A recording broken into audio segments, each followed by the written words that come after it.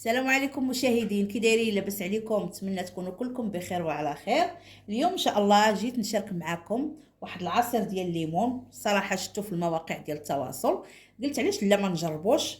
قال لك بالمذاق اللي كتشربوا عند التريتور وبكميه وفيره. عندي هنايا كيلو ديال الليمون، عندي النكهه ديال الليمون. هي قالت ماشي مشكل واخا ما يكونش، ولكن انا غندير التطبيق باش ماشي نقص شي مذاق ونقول حكا غير ما درتش هاد النكهه. عندي ربعه ديال سنيده، وهنايا الكوكوط اللي غنطيب فيها، وعندي يطرو ديال الماء اللي غادي نطيب فيه هاد الليمون، وعندي البوديزه هنا ديال 5 يطرو. هاد العصير غيخرج لينا 5 يطرو، كيلو د الليمون ب5 يطرو ديال العصير. ودابا نبداو على بركه الله.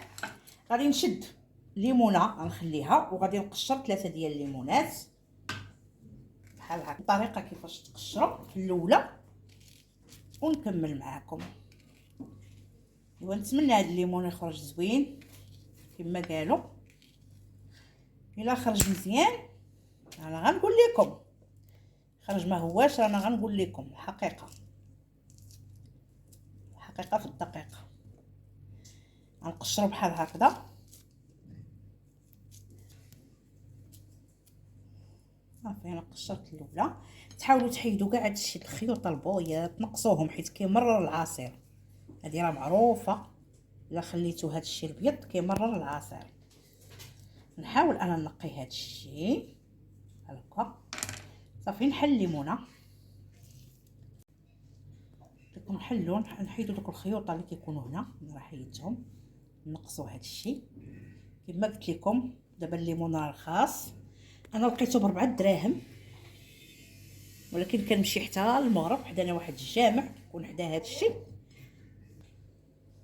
صافي كما قلت لكم ها نتوما، انا كنمشي حتى العشيه للجوطيه لحدا الجامع اللي قدامنا، كيكون فيه هادشي الخضاره ومالين الديسير، وتيكونوا بثمن مرفق.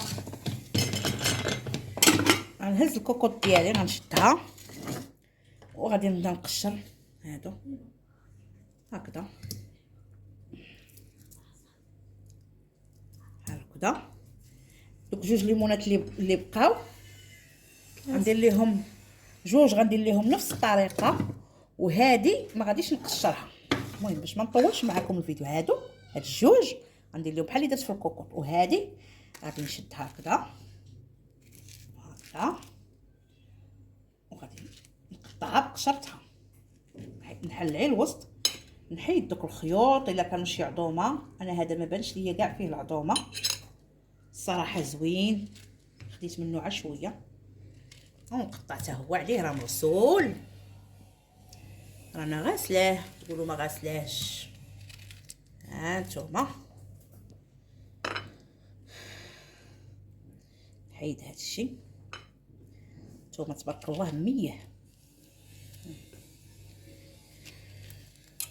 هكذا.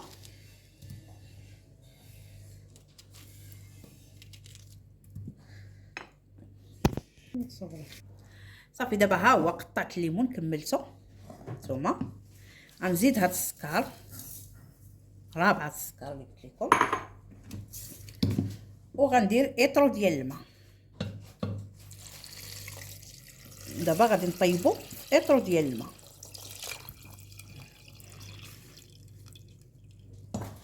ها هو غادي نسد الكوكوط ديالي وغنحطها على العافيه.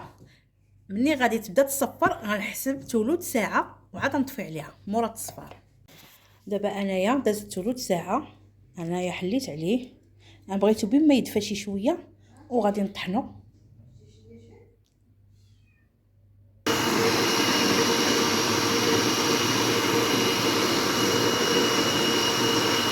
ودابا طحنتو غادي نضيف لاغوم ديال الليمون، نضيف واحد المعلقه باش كيحدد ليا حتى اللون. نتوما ضفت هذا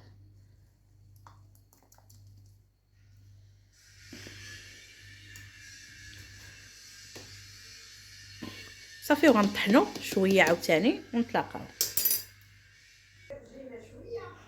دابا غنصفي بحال هكا. صافي تيبقى تخت بحال هكا، ما كيبقاش تخت بزاف لانه مطحون. ودابا غادي نضيف عليه 4 يطرو د الماء، لانني في الاول ضفت يطرو، ودابا غنزيد عليه 4 يطرو.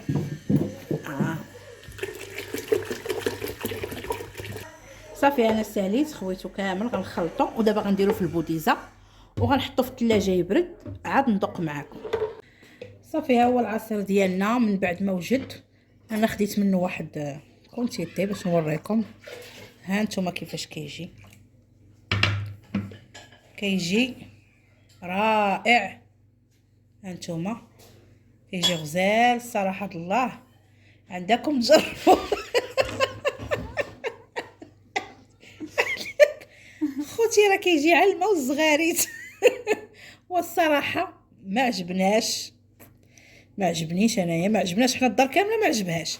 هي حاجه وحده غنشدو غنديرو في قريعات، وغادي نجيب البنان وغادي نطحن معاه واحد شويه مع البنان باش يعقد ليا شي شويه، لان جا الماء بحال كتشرب الماء وهذيك النكهه ديال الليمون مازاتو، ما بقاش مذاق الليمون.